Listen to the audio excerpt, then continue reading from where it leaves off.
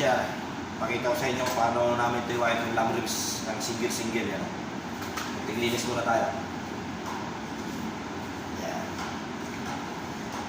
Tatanggayin natin siya sa kaisa-isa. Ito yung panaga ko. Yan.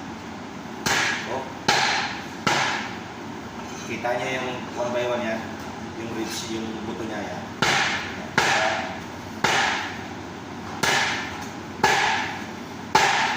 Ganyan lang yan, hiwain mo.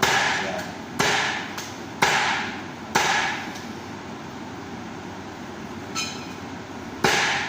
Yan. Sunod natin ng isang mga butcher.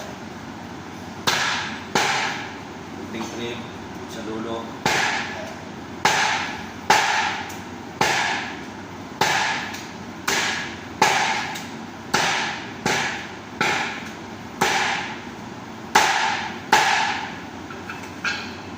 Bali, yan ang lamb ribs, mga butcher. Yan. Lalagay na lang sa tray. Okay?